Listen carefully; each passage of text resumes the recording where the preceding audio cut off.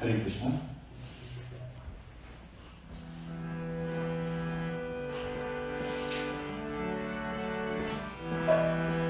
Jai Radha Madhava Kunja Vihari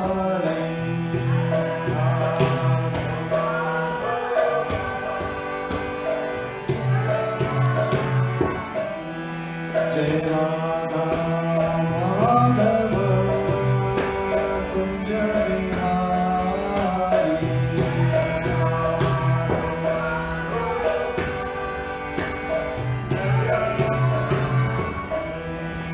Gopi Jana Vallabha Girvaradhari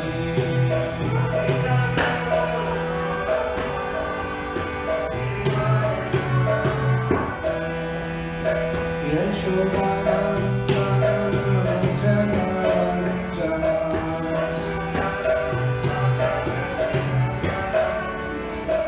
Yamunatira Vanchari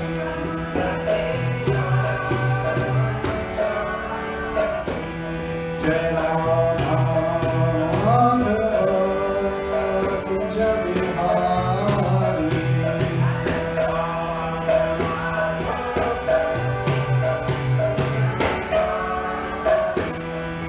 Gopi Jana Vallabha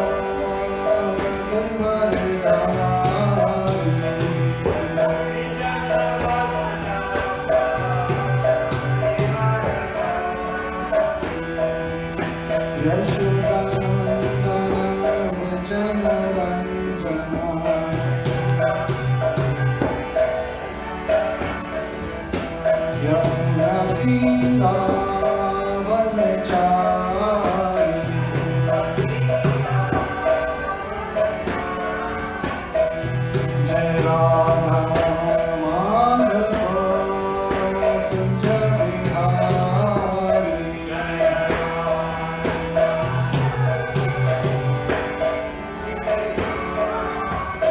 Hare Krishna Krishna Krishna Hare Hare Hare Rama Rama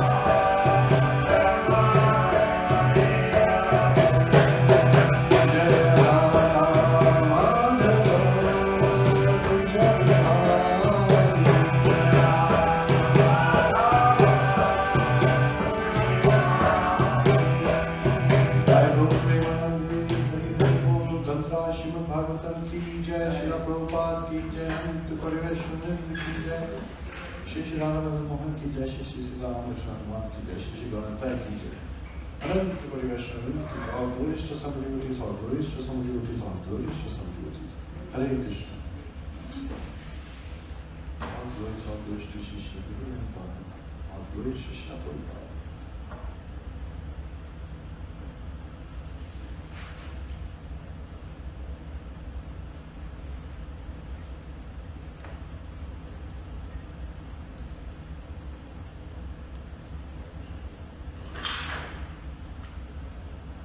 Hare Krishna.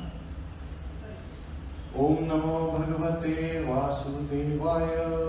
Om Namo Bhagavate Vasudevaya. Om Namo Bhagavate Vasudevaya. Om Namo Bhagavate Vasudevaya. Om Namo Bhagavate Vasudevaya. Om Namo Bhagavate Vasudevaya. Narayanam Namaskritya Naram Chaiva Narottamam Devim Saraswatim Vyasam Tato Jayamudiriyet Shavtam Swakatha Krishna Punya Shavana Kirtanaha Hridayantasto He Bhadrani Vidhunoti Suhasatam Nashtaprayasha Bhadreshu Nityam Bhagavata Sevaya Bhagavati Uttam Shloke Bhaktir Bhakti Nashtaki. Hare Krishna. Shri Shri Gauranta ki jai, Shri Shri Radha Madan Mohan ki jai, Shri Shri Sitaram Lakshman Hanuman ki jai. Srila Prabhupada ki jai, Gauri Vaishnavind ki jai. So today we will be covering Srimad Bhagavatam 9th Canto, Chapter 20, the Dynasty of Pūru.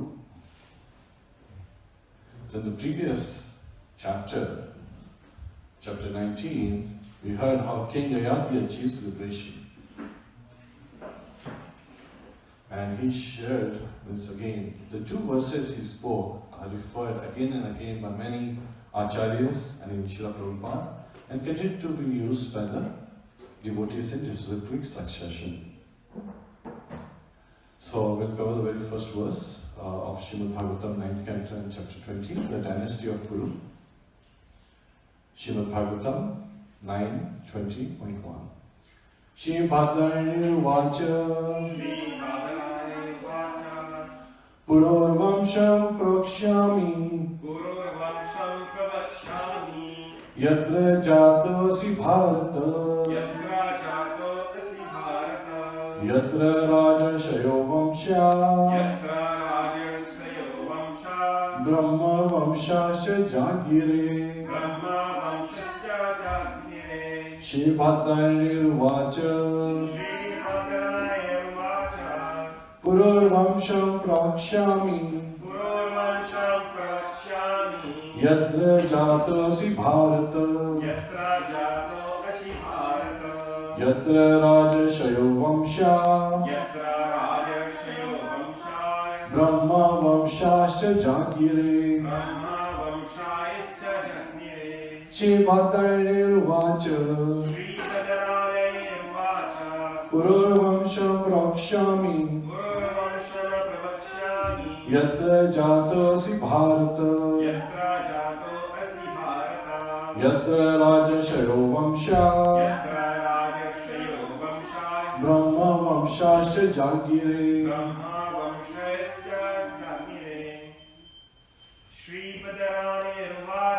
Shri Bhadranirvacha Pururvamsham Prakshami Yatra Jatosi Bharata Yatra Rajashayo Vamsha Brahma Vamshasya Jagire.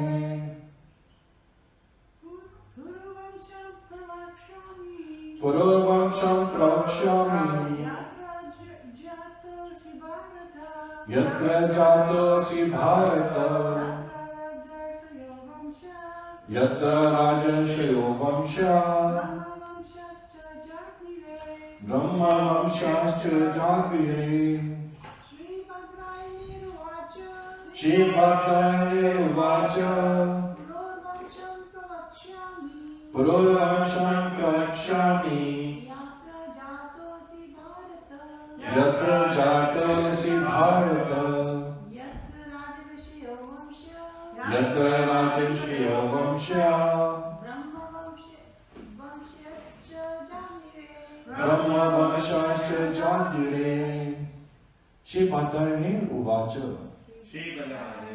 Shri Shukdev Goswami said, Puraho Vamsham, the dynasty of Maharaj Pūru, Pravakshami, now I shall narrate. Yatra, in which dynasty? Jatah, Asi, you were born. Bharata, O Maharaj Parikshit, descendant of Maharaj Bharat. Yatra, in which dynasty? Raja Rishiha, all the kings were saintly. Vamshaha, one after another. Brahma Vamshaha, many Brahma dynasties. Cha, also. Jagvire, grew up. Translation by His Divine Grace S. Bhaktivedanta Swami Srila Prabhupada. Shukdev Goswami said, O Maharaj Parikshit, descendant of Maharaj Bharat, I shall now describe the dynasty of Pūru, in which you were born, in which many saintly kings appeared, and from which many dynasties of Brahmanas began. Purport. There are many historical instances by which we can understand that from Kshatriyas many Brahmanas have been born, and that from Brahmanas many Kshatriyas have been born. The Lord Himself says in Bhagavad Gita 4.13, Chaturvarnam Maya Shishtam Guna Karma Vibhagasha. According to the three modes of material nature and the work ascribed to Him, then the four divisions of human society were created by me. Therefore, regardless of the family in which one takes birth, when one is qualified with the symptoms of a particular section, he is to be described accordingly. Yal Lakshanam Proktam. One's place in the Varna divisions of society is determined according to one's symptoms or qualities. This is maintained everywhere in the Shastra. Birth is a secondary consideration. The first consideration is one's qualities and activities. Hare Krishna.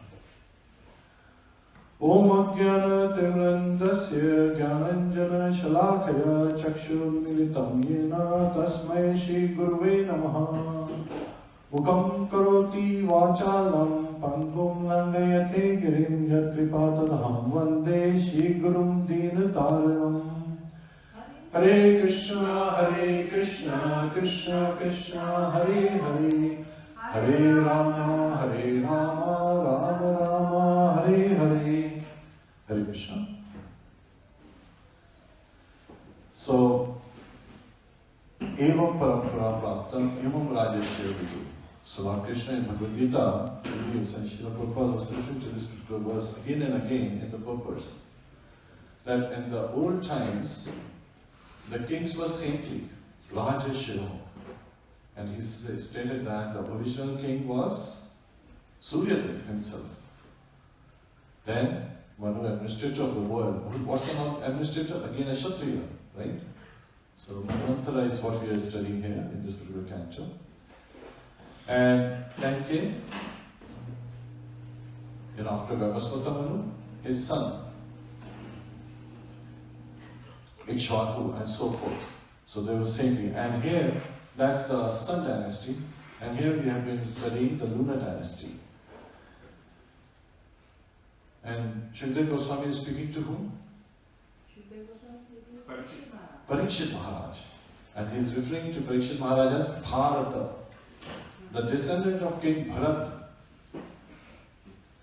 And he is also identifying that the dynasty of Pūru, you are also a descendant of Pūru. So in the dynasty of Bharat you are appearing, where many generations, many dynasties of rishis, saintly personalities, saints, sages, they were there, as well as many kings, right? Raja Rishi, who was saintly as well. And he has just completed the story of Yayati, narration of King Yayati, how King Yayati attained liberation. And there, he identified the two verses that we refer again and again. This is what Yayati realized.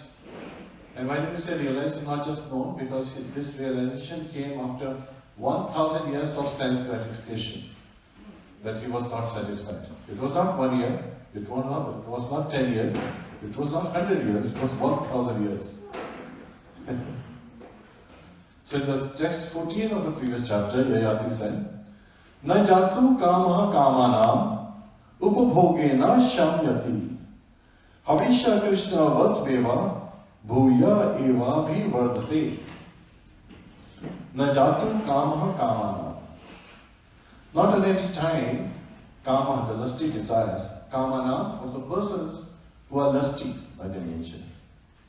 Upabhogena, by enjoyment, right, of lusty desires, of sense gratification, engaging in satisfying the senses. Those are the lusty desires. Instead of serving the master of the senses, Rishikesha, these lusty people, the materialists, seek material enjoyment through sense gratification. Shamyati, which is, it cannot be satisfied.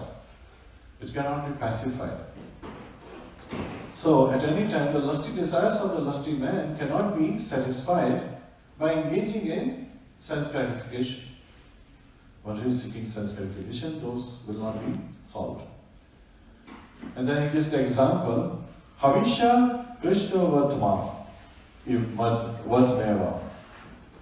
So just like by pouring clarified butter in the fire, Krishna Vartama means that which removes the darkness. Krishna is dark, right? That's also another literary meaning of word Krishna. So, Vyasdev's name was Krishna Dvaipanya Vyas. So, Krishna means dark, Dvaipanya born on a dweep, which means an island, Vyas. So that was his name. His name was given by those characteristics. So Krishna Vartama. Vartama means that removes it. So what removes darkness? Fire. So that's been identified symbolically. Certainly, Bhuya evami vartate. So, Bhuya is again and again, continuously. Eva is indeed, certainly. Abhivardhate means it increases more and more. So just like when you put clarified butter in the fire, it increases more and more, trying to engage in sense gratification would not satisfy the senses, rather the senses will become stronger more and more. His Holiness, Ramapal Maharaj gives a very nice example in this particular support. So if there is a bad dog and a good dog, which dog will win? If these two dogs, the bad dog and the good dog are in fight, they're fighting, which one will win? You're thinking bad? So his response is very, enlightening. The one you feed the most, right? The one you feed. So if you don't feed the bad dog, it will starve and vanish in no time. And if you feed the good dog will become strong in strength and abilities to fight. So similarly, when we have to engage our senses, again we, living entities, are active, we are conscious, right? So no matter what, we will always be engaged in some kind of activities. And we have senses that we engage in carrying out those activities. So if we carry out activities in doing bad things, then the senses will become apt in doing bad things. And if we engage our senses in doing good things, pious activities, then they will become strong and continue to engage in good things. And if we continue to engage our senses in devotional service, right, then they will have more and more attraction for devotional service. And Srila Rupa Goswami gives a very nice example in this accord. Atah Shri Krishna namadi na bhave grahaya mindriyaha sevon mukhehi jivado swayam eva spurutyadah. Atah Shri Krishna namadi. So, Lord's name, form, activities, pastimes, and paraphernalia included. Na bhave grahaya mindriyaha. Our senses are so dull that they cannot perceive them, they cannot see them, because they are transcendental and we are materialized. Sevon mukhehi jivato. But if we engage our strongest sense, and what's the strongest sense? Jiva, the tongue, because it always wants to relish nice food stuff, nice preparations, and it always wants to engage in gossip sometimes, right? So it always wants to be constantly, as a karmendriya, it wants to speak, continuously speak. And as a jnanendriya, knowledge acquiring sense, it wants to relish taste. And if we engage our tongue in the service of the Lord, seva, right? Swayam eva spurutyadah, then automatically the Lord's name, form, activities, pastimes are manifested to us. So even a person who is dull can experience Krishna consciousness. And it starts with simply with the chanting of the holy name. Hare Krishna, Krishna Krishna, Hare Hare, Hare Ram, Ram Ram, Hare Hare. And I can see that you are engaged in preparing packages of nice prasadam to distribute. And after this class, we will be honoring prasadam. So that's also seva. Right? And what is the meaning of prasad? Kripa. Mercy. So it's, the mercy of the Lord that comes our way and we accept it with open arms. So Srila Prabhupada, he's, in the previous class we discussed how Srila Prabhupada, one of response to a reporter in San Francisco as well as later on in Sydney, Australia, he said that we are the best social workers, right? What is the social work of today's social workers out there? And he was very clear in giving his message to both the reporters and both the, in one case, one was a social worker to whom he was responding, that the social work is being carried out is only at the pranamaya stage, at the sustaining the life stage of people. When people are looking for eat, sleep, wait, defend, that's animal life. But then if they can't even meet those things, then they have been provided some way to sustain themselves by the society through social work. But how good is that social work? Because as soon as the social work will stop, they will again go back to their original position. While in the case of Krishna consciousness, he was giving the example that we are,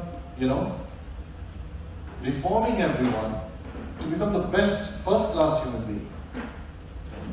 While the social work carried out in the material world is, continuing to either sustain the 5th, 6th, or 10th class human beings. So here, today in the class, I was reading another morning walk conversation, and there Srila Prabhupada very strongly says that we are not social reformers. So in the previous class we covered that we are the best social workers, and how Srila Prabhupada is saying we are not the social reformers. And he is very clearly identifying that our purpose is to spread the chanting of the holy name.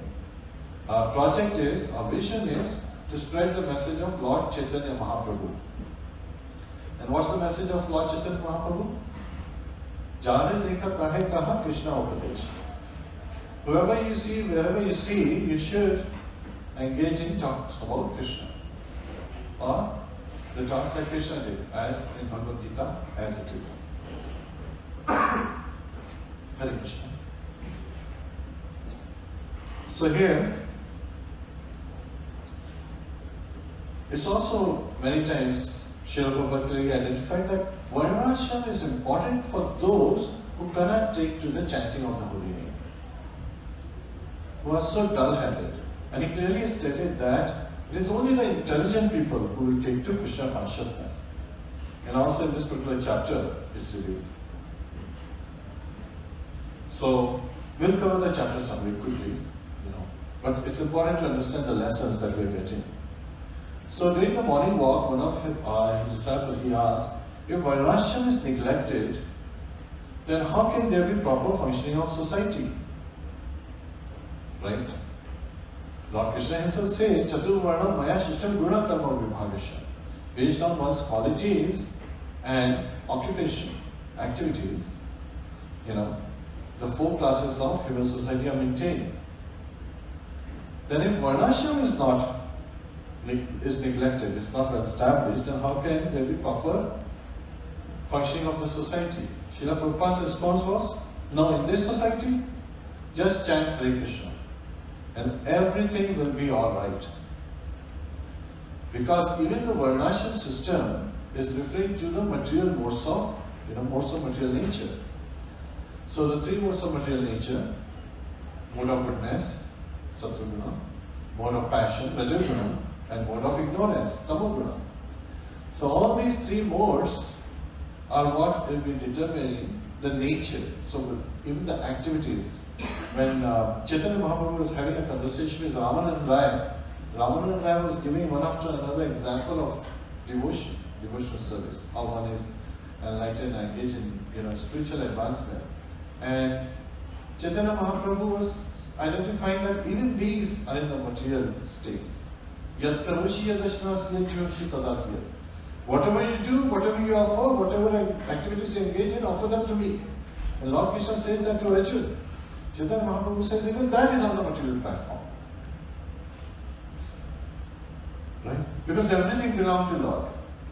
If you are offering something to Lord, it's like showing a lamp to the sun. Because everything belongs to the Lord, right? And offering it back to the Lord is just like showing a lamp to the sun. Yet at the same time, the most important in this is that with love. Pattam pushpam phalam tom yam yome bhakta prayashyati. And what's the next line, Prabhu? Bhaktam prahanta. So again, here in this next verse that follows in Karoshi Dashnasi, love with devotion is being mentioned twice. Pattam pushpam phalam toyam yome bhakta prayashyati tadaham bhakti upritam ashnami prayatapmina. Is that correct? It's always good to correct. Check yourself. Because again, we are engaging ourselves, and again, I always pray to my Guru Maharaj and all the great Vaishnavas and Acharyas that whatever I speak, please guide me through the path. Yet at the same time, if there is any fault, it's mine because of my material association. Yet at the same time, we are completely dependent on, our Guru and the Parampara. And this is what has been discussed in this particular chapter. So, Shukdev Goswami is telling Parikshit Maharaj that you were born in such a great Vamsha, where various dynasties of kingly, saintly kings, as well as Brahman dynasties occurred. And then he discusses the dynasty of Pūru, and after many generations from Pūru, he goes to the description of Dushyanta. Sometimes we also refer to him as Dushyanta. King Dushyanta. So here it is referred to as Dushyanta, so we will stay with that word. So King Dushyanta, who knows, there was a great drama written by a great poet later on this particular story. The name of the drama is Shakuntala. It was written by Kalidas. Hare Krishna. So he elaborately explains this pastime. And this particular drama has been not just in the East but also in the West. And many Western philosophers have written great commentaries on it as well. Shri Shri Galaditaya ki jai. Shri Shri Radha Madan Mohan ki jai. Shri Shri Sitaram Vaishnava Bhagwan ki jai. Srila Prabhupada ki Janant Kore Vaishnava ki jai. So as we continue to take our journey from miser to wiser, here King Dushmanta's story comes that one day this King Dushmanta, he was on arcade, right? He was on a hunting expedition in the forest and he was very tired. So he saw an ashram, so he approached the ashram with a couple of his soldiers. So why would the king not go alone but with a couple of his soldiers? Bodyguards. Big personalities or celebrities, they always keep some bodyguards around them. And what does the king sees? He sees that there is a very beautiful maiden at the ashram. She is sitting. And with her body effulgence, the whole ashram is brightened. The whole environment is cheerful. And just by seeing her, King Dushmanta's his fatigue vanishes. He's thirsty, he's hungry, he's fatigued, but just by seeing at this young dancer, his fatigue vanishes. So strong are the senses. He forgot what all tiredness he had because he sees, a beautiful dancer in front of him. His eyes are absorbing, but at the same time, that absorption only causes agitation, right? When you look at the material beauty, your eyes are only burning, but when you look at the deities, that's when you feel the soothing, the satisfaction of the eyes. Your eyes are fully satisfied. So here, King Dushmanta, when he says, he inquires, who are you? And how come you are here in this ashram? What is your purpose? Why are you here? So he's basically inquiring from her. And this is none other than Shakuntala. And she reveals that my name is Shakuntala. I am the daughter of Vishwamitra, sage Vishwamitra. And who was sage Vishwamitra's other half in this case? Menika, Apsara. And sage Kanwa found me in the forest, so he brought me. So this is where we go back. We talked about 100 sons of Vishwamitra earlier. He also has a daughter. So it just so happened, I'm quickly going to touch that point, that sage Vishwamitra was engaged in meditation. And when somebody grows strong with meditation, continue to go advance beyond the Brahma Rishi state, there's one personality who gets insecure, who starts to fear what's going to happen. And who's that personality? He's the king of the heavenly planets, Indra. So he sends one Apsara, and she tries to attract this sage Vishwamitra. And sage Vishwamitra immediately turns her into stone, becomes a stone statue. Then Indra sends Menika, and she uses a different approach. Due to time, we cannot cover that. But then she is able to bewilder him. And with her, sage Vishwamitra has a daughter. And at that time, Menika, thinking that his meditation is spoiled, she says, now you take care of your daughter, and she leaves, because his meditation is spoiled. However, Vishwamitra, understanding that everyone is taken care very nicely by the Lord, he also leaves. Eko Bahuna Bahudati Kama. So, the Lord is the maintainer of all, and He maintains all living entities. So in this material world, we have sufficient supply to meet everyone's need. However, we don't have enough supply to meet even one person's greed, if you understand this aspect. So all needs of every single living entity has been met, has been provided by the Lord. And this propaganda that there's not sufficient is actually something false, because people are greedy, and that's why, there's not enough to satisfy the greed.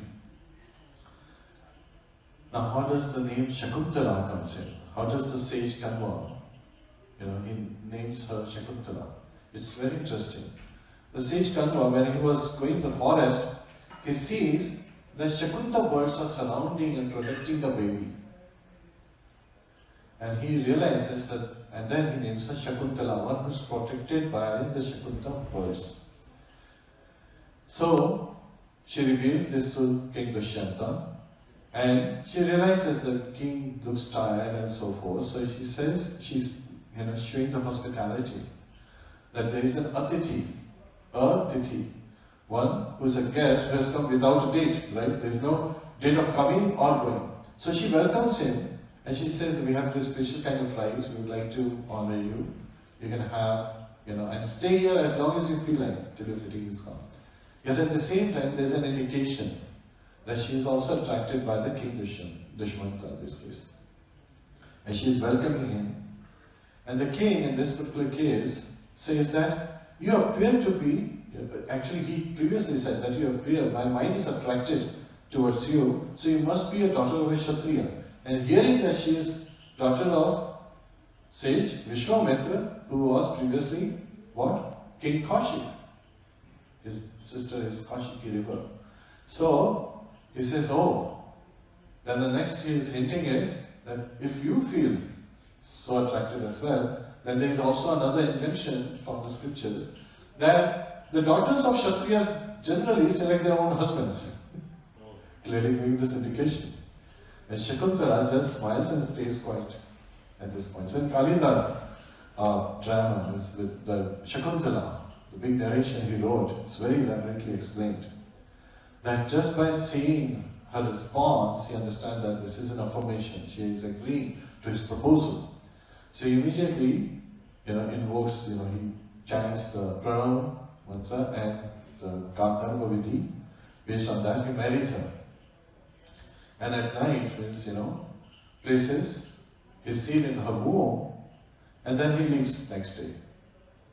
And so Shakuntala is thinking of her husband, and once she was constantly daydreaming, constantly thinking of, the day she had spent. And once she was constantly absorbed in thoughts, and there came King Durvasa, sage Durvasa. He is also thirsty.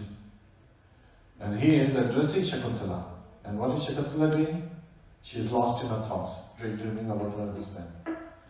And sage Durvasa, he realizes that she is not paying attention, not giving him the proper reception. He gets upset. And he says, whoever you are thinking of, that person will forget about you. Now when someone is thirsty, tired, and does not get a good reception, who else can understand better than Parikshit Maharaj? Right?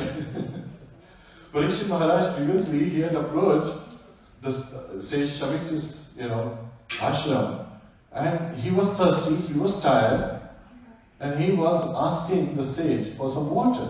And the sage didn't offer him reception. And what did the king do?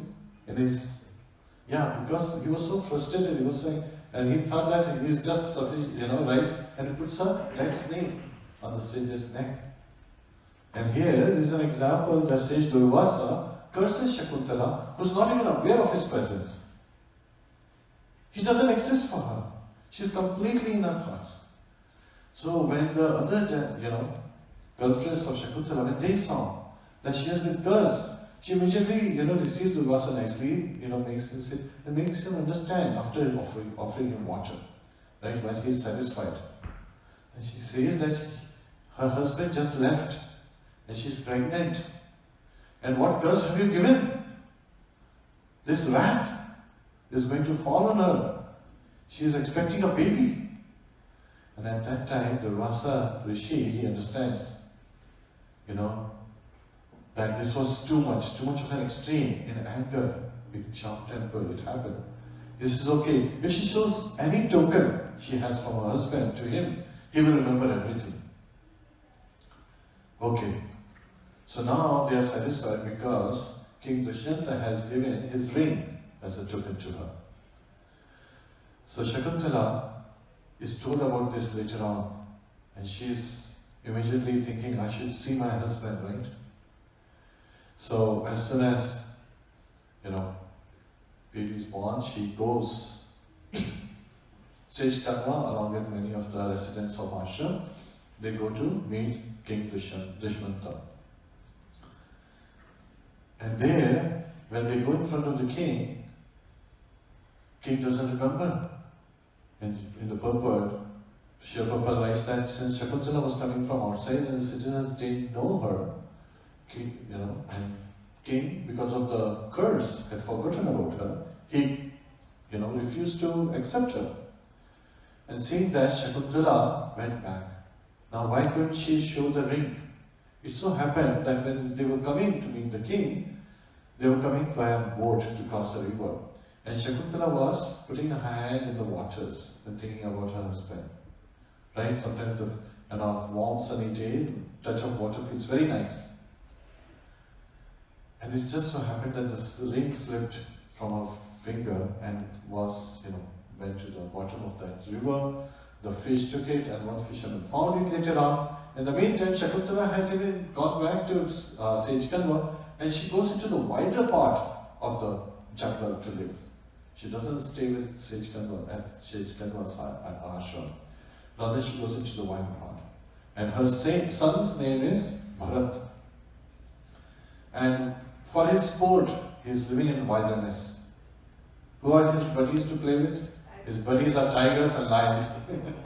So he would catch them, right? And he would open their mouth. So this is his sport. He would count how many teeth are there. That's mathematics, guys. He's learning to count. By counting how many teeth does a tiger has, how many teeth does a lion have, So that's how he is sporting.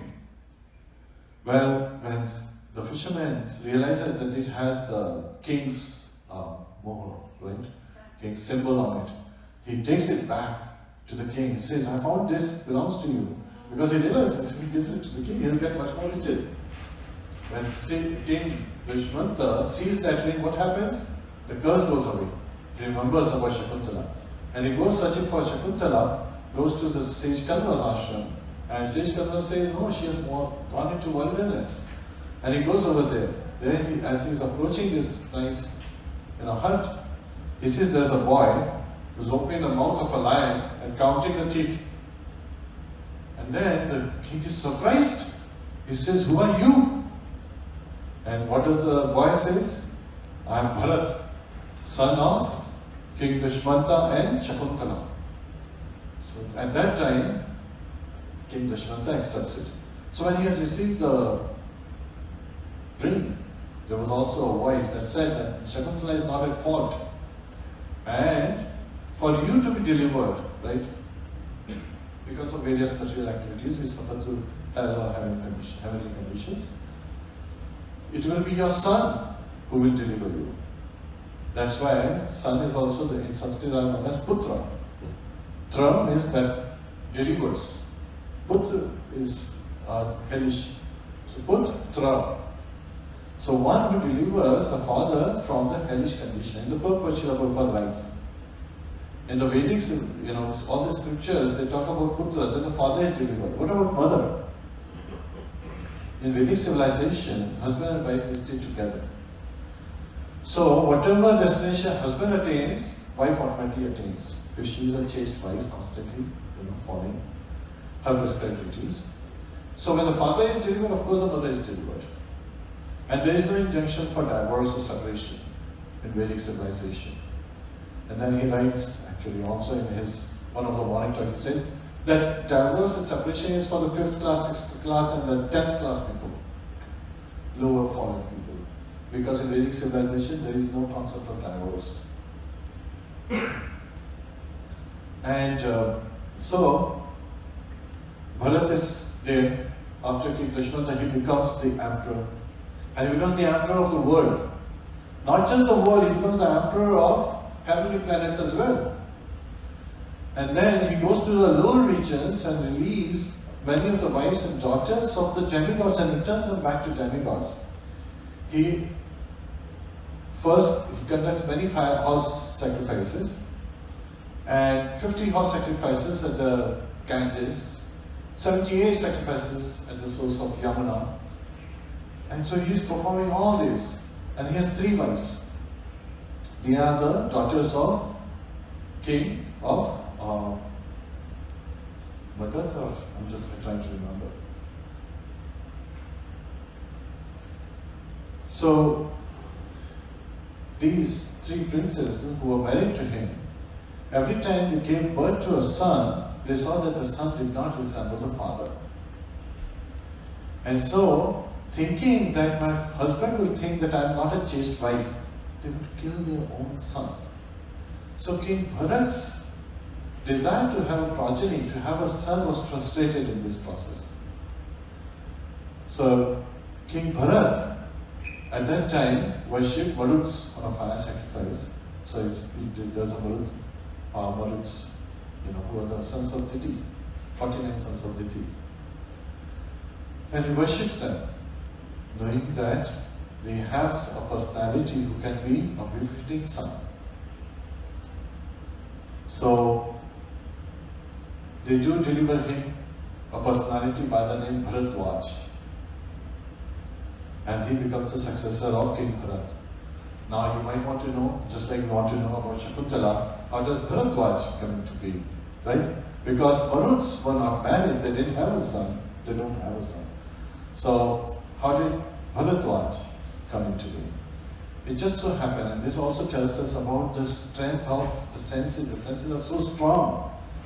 So the second verse that everyone refers, and Srila Prabhupada also showed by example about the spiritual verse. The second verse that Yayati described to his wife Devyani is Mata Sarvasa Dhritrava Navavikshasano Bhavet Balvanindriya Gramo Vidvam Sapi Karshati. Matra, mother, Swastra, sister, Dhritrava, or the daughter. Dhritra is daughter. Now vivitasano bhavet. Do not sit on the same seat or very close to any of them. Why? He explains in the next line. Balvan indriya gramo. Because the senses are so powerful. Balvan, they're strong. Indriya gramo, the group of senses, the five senses. Again, the five knowledge acquiring senses and the five working senses. They are so strong that Vidvans Avikashati, that they even disturb the mind of a learned, highly advanced, man. So, once it so happened that Srila Prabhupada, he was asking his disciple to go and get something, and his wife Vishima walks in. Srila Prabhupada asked his disciple to sit down immediately. So, disciple was like, just now he asked me to leave, but then he's asking me to sit down. He just sat down. And when Vishima left, at that time Srila Prabhupada recited this verse. Just to give an example. Of course, he's very strong, but he wanted to teach his disciple by example that one should not sit very close, even to one's mother, sister, or daughter. Because the indriyas, the senses, are so strong that they can disturb the mind of even an advanced living entity, an intelligent being. So it so happened that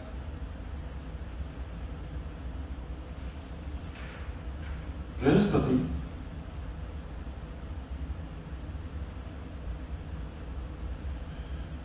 was attracted by the wife of his brother, Mamta. So Brihaspati and Putatya, they are the sons of Angira Rishi. And once, Mamta, when she was pregnant, and it says that when ladies are pregnant, they appear more beautiful. Brihaspati was attracted by Mamta, so much so that he wanted to enjoy her. And she was already expecting a baby, right? So the boy, the baby in her womb, forbade him. So he cursed the baby. He was so much agitated by the senses. And what are we talking about? We're talking about the spiritual master, the demigods. Even his senses are disturbed. Right? Previously, he had chastised his wife Tara because she was abducted by who? Soma, the moon god. Now he himself is attracted by another lady who's his relative, and he has illegitimate relation with her by force. And so now the baby is born of this. So because of this action, Brahaspati, he became Bharta. And according to the Vedic culture, a wife is considered the property of her husband. And a son born of illicit relationship is called Dvaj. So, the son who is born of Brahaspati and Mamta is named by the demigods Maruts as Bharadwaj. And Bharadwaj is one of the 7 sages. So who are the 7 sages? Kashyapa, Atri, Vashishta, Vishwamitra, Gautama, Jamadagini, and who's the last one? Last but not the least, Bharadwaj. So this is where the chapter ends, this particular chapter ends, where the narration is given that Bharat has a son who gets from the Maruts, none other than sage Bharadwaj. And sometimes people just looking at position, they immediately reject things, right? So the Srila Prabhupada gave a very nice story to show that this is a material mindset, this is a material outlook. Once there was a great saint in his ashram, and a young man approaches him. He says, I want to become your student. I want to learn from you. So the sage says, who is your father? So the young man says, well, my mother is a prostitute, so I do not know who my father is. He said, go and ask your mother. So the young man goes to his mother and he says, oh mother, who is my father? So the mother says, that son, you know that I am a prostitute. I have had relations with so many men. I do not know who your father is. So the young man is despondent, right? He's despondent, he's disappointed, but at the same time he goes back to the ashram, to the sage, and he says, oh sage, oh saintly person, I asked, I inquired from my mother, and she says that she doesn't know who my father is. What did the sage say? Oh, you are a Brahman. You are speaking a truth. You are speaking truth. You did not make up things that you are son of so and so and so and so. You had all those opportunities, but you didn't do that. You are a Brahman. You are speaking the truth. You are fit to be my student. He accepts him. So similarly, Maharaj Bharat, he accepts Bharadwaj with open arms as his descendant because he is a highly saintly personality. He is a perfect personality to be a descendant of the emperor of the world. And hearing this, Parikshit Maharaj is enlivened. He is experiencing this amazing, lineage he belongs to. That he is a descendant of Bharat who accepted the great personality, sage Bharadwaj, as his son. And so, it continues further in the next chapter onwards. So this is where we end this chapter. Any questions or comments? Kantra Srimad Bhagavatam ki jai, Srila Prabhupada ki jai, Anant Kori Vaishnavrind ki jai, Nitai Go Premanande, Hari Hari Bol. Hare Krishna.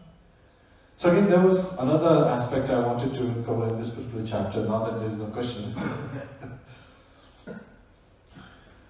So in the Brahma Vaivata Purana, which is described, which is also referred in this particular chapter, is Ashwamedham Gavalambham Sanyasam Phala Paitrikam Devrena Sutotpattim Kalau Pancha Vivarjayet.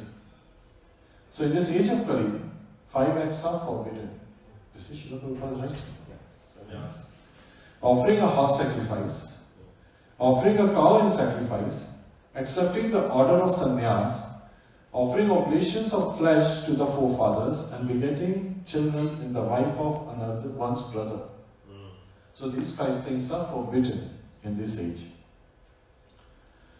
So, why the first 2 things are forbidden? Why is Ashwamedh Yajna forbidden? Because we do not have such qualified Brahmanas in this age that they can perform the mantra. Because just by mantra they would invoke the fire. By mantra they would take an animal and would be able to give it human form of life.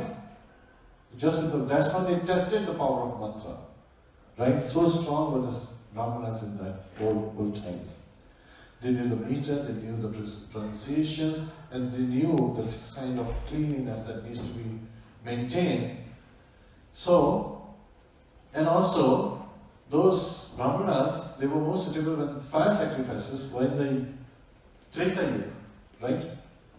So, Tritya Dhyayate Vishnu, Tretayam Yajato Mukhe, Dvapare Paricharyayam, Kalo Tad Hari Kirtanat. So, what was attained by meditation in the Treta Yuga, in the Satyuga, that perfection of life can be attained in Treta Yuga through fire sacrifices, through Ashwamedh Yajna, through offering of a cow in sacrifice, through those processes. And Dvapare Parichaya, Lord Krishna himself appeared in Dwapara Yuga. So just by serving his lotus feet, just by performing deity worship, so that was reinstated in Dwapara Yuga. And in Kali Yuga, Kalatad Hari Kirtanat. In Kali Yuga, Hari Kirtan, chanting of the holy name, is what enables one to attain perfection. And it starts simply by raising a hand and chanting Hare Krishna, Krishna Krishna, Hare Hare, Hare Ram, Ram Ram, Hare Hare. Therefore, the scriptures recommend Yajna Sankirtana Praya Yajanti Hi Sumedasa. Sumedasa. Those who are very intelligent, right? They will take to this process. What is the process? The performance of Sankirtan Yajna. And this Sankirtan Yajna was inaugurated by none other than Lord Sri Chaitanya Mahaprabhu, who took the order of sannyas, but he also established how that order of sannyas to be practiced in the Kali age. Right? The order of sannyas in the previous ages were to perform various kind of sacrifices and engage. And again, in this particular age, sannyas order is for those who would order Sankirtan Yajna, who would carry out the order of Chaitanya Mahaprabhu by performing Sankirtan Yajna 1 hour a day or 2 hours a day, Prabhu? 24 hours, right? Yes. Sun on the ass. They have no other shelter but the shelter of the Lordship, and they're constantly meditating 24 hours a day, in remembering the Lord. Yes, Prabhu. Even when we get Brahma initiated, we chant the Gayatri mantra. mantra. Yes. The sannyas, when we get sannyas initiated, Yes. then they have mantras to chant, and the mantra is all Mahaprabhu. Yes. Hare Krishna. Yes. And in the Gayatri mantra, once again, we chant, is because of a material. There is a curse of Mother Saraswati. Once it just so happened that she was not, she was taking some time to get ready to come to the fire sacrifice, and Lord Brahma was sitting. At that time, Gayatri Devi, she says, okay, I will accompany her. She's also wife. And so the sages continued. And when Saraswati came, she chastised Brahma, her husband. So ladies are powerful. We accept. Right? And then she says to the Brahmana that you will forget your knowledge because you did it without, because she's the goddess of learning, Saraswati. So what happens is, when she leaves, Gayatri, Mother Gayatri, she says that you chant the Gayatri Mantra 3 times a day and your knowledge will be reinvoked. You'll remember. So you want to be in knowledge to be able to practice. So the purpose is not just acquire knowledge and sit. Purpose is, once you know what to do, you do it. That's the fulfillment of that knowledge. What is the use of a knowledge that just stays as coop and doop, right? That doesn't flow out. So you have to practice what you preach. Hare Krishna. So that is very important. And our cult, our disciplic succession in this particular time preaches the chanting of the holy name. Hare Krishna, Krishna Krishna, Hare Hare. Hare Ram, Ram Ram, Hare Hare. And Srila Prabhupada blesses it by simply 3 words. Chant and be happy. 4 words. Hare Krishna. Kantra Srimad Bhagavatam ki jai, Srila Prabhupada ki jai, Anant Kori Vaishnava ki jai, Nitai Gopinath ki jai. Hari Hari Bol.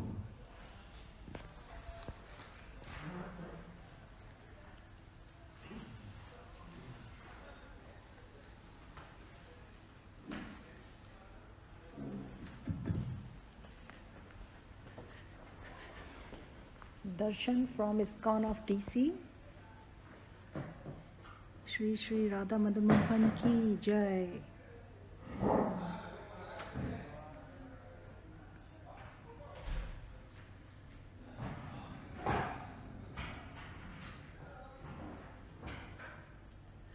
Shri Shri Sitaram Lakshman Hanuman की जय।